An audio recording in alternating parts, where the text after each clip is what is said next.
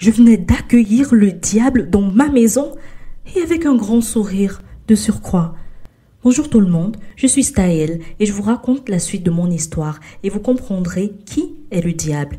Vous retrouverez la première partie en barre d'infos et n'oubliez surtout pas de vous abonner si ce n'est pas encore fait et vous serez abondamment bénis par les témoignages ici présentés.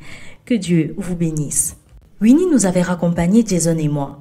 Je dois avouer que cette situation me mettait très mal à l'aise. Cependant, je me disais que ne pas lui tendre la main serait inhumain de ma part. Et puis, je possédais un appart.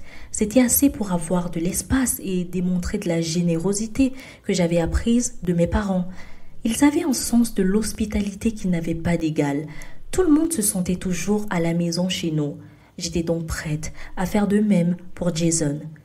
Il était installé et c'est après un long et bon repas que Winnie était partie. La journée était longue et épuisante. J'étais juste crevée. Jason aussi d'ailleurs. Il avait déposé ses affaires dans ma chambre et il devait passer la nuit sur le sofa. Il avait l'air de ne pas avoir de problème à ce sujet. Une fois de plus, je tiens à te remercier pour autant de gentillesse.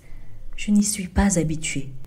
J'ai rarement été traitée ainsi et je dois dire que tu es l'une des raisons pour lesquelles on pourrait encore croire en l'humanité.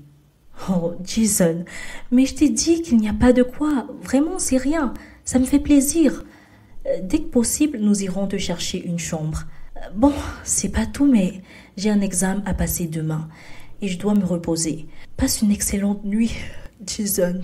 Merci, Staël. À toi de même. Je m'étais retirée dans la chambre car je dois avouer que je me sentais bizarre en sa présence. Bon, Staël, je sais pas ce que tu viens de faire, mais que Dieu te vienne en aide. Et tes parents? Oh là là, ils risquent de péter un câble ou deux s'ils l'apprenaient. Bon, c'est le moment d'aller dormir. Tu dois assurer demain pour l'examen. Non mais pourquoi je me parle à la troisième personne? Le lendemain, j'étais debout de bonne heure afin de réviser une dernière fois avant de me rendre au campus. Jason était encore profondément endormi. Alors j'avais fait de mon mieux pour ne pas le réveiller.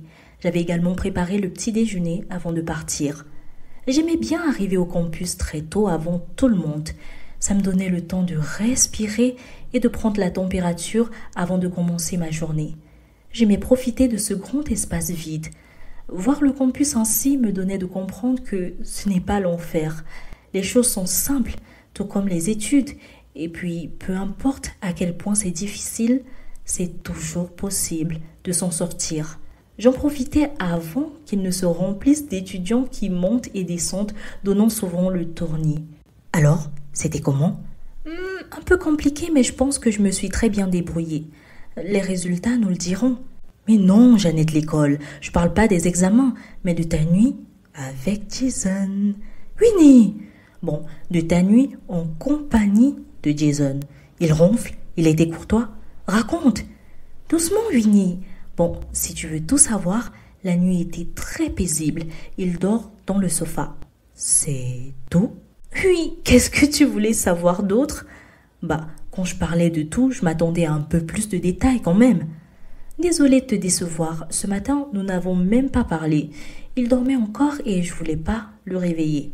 Oh, on dirait entendre une femme mariée. Bon, je plaisante. Quand est-ce que vous irez lui chercher un appart? Je sais pas encore. Et à ce sujet, j'avais oublié que nous avions des examens toute cette semaine et je peux pas me permettre de gaspiller beaucoup de temps. Mais dis, tu vas nous aider, n'est-ce pas? Ouais, mais mes examens d'abord. Pas de rattrapage pour moi. Il faut que je prenne toutes mes matières. Ma famille et moi allons en vacances cette année. Et je peux pas me permettre de rater ça. Je dois poster beaucoup de choses en statut.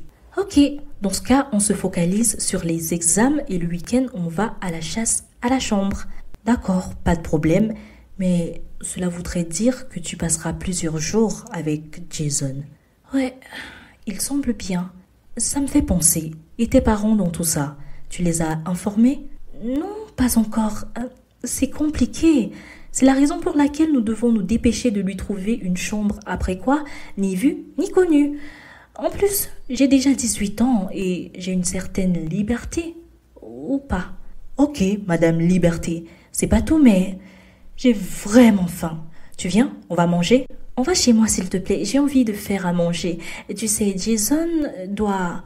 Oula, je sens que je vais avoir marre de ce nom bientôt. Mais bon, qui suis-je pour décliner cette invitation? C'est toujours mieux du homemade, surtout s'il est fait par toi. Dieu fait très bien ce qu'il fait. Moi, une bras cassée en cuisine, meilleure amie avec un cordon bleu comme toi. Que demander de plus? Ha ha ha, très drôle. En attendant le prochain tour, c'est chez toi et fin du débat. Vous n'aurez qu'à venir avec une ambulance. Je ne serai pas responsable du carnage après. Nous avions trouvé Jason en train de regarder le foot à la télé. Il était rentré plus tôt de son cours et n'avait même pas pu se changer car j'avais fermé la porte de ma chambre à clé. J'étais si gênée, mais il n'avait pas l'air plus dérangé que ça. Je m'étais dépêchée d'ouvrir afin qu'il puisse utiliser les toilettes et se changer, le temps pour moi de commencer le repas. Pendant que je le faisais, il avait passé du temps à débattre avec Winnie sur quel programme regarder à la télé. Foot versus film. C'est à ce rythme que ma semaine s'était déroulée et je commençais à même m'y habituer. Le seul moment que je redoutais était lorsque Jason voulait utiliser la salle de bain. Je retenais à chaque fois mon souffle où je m'en allais dans le salon. Ce fut le cas le vendredi lorsque je m'étais levée du lit pour sortir, attendre qu'il finisse.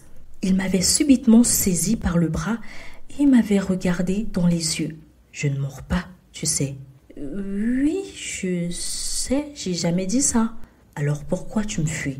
Un minimum d'espace. Tu as oublié? Ah oui, ça. La distance de sécurité.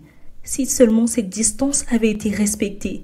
Il avait fini par me voler un baiser et s'en était allé comme si de rien n'était. Je n'eus même pas le temps de placer un mot. Le samedi matin, nous devions aller lui chercher une chambre. Un agent nous avait fait signe et nous devions visiter une chambre. Elle était déjà prête à être occupée si elle nous convenait. Winnie devait arriver d'une minute à l'autre et Jason faisait son sac. Il avait une mine très triste et n'avait pas dit un seul mot depuis le matin. Tout va bien? Tu as la même mine que lorsque je t'ai rencontré pour la première fois et, à vrai dire, j'ai pas envie de partir. Au fond de moi, je n'avais pas envie non plus. Qu'allais-je faire? Le retenir ou le laisser partir?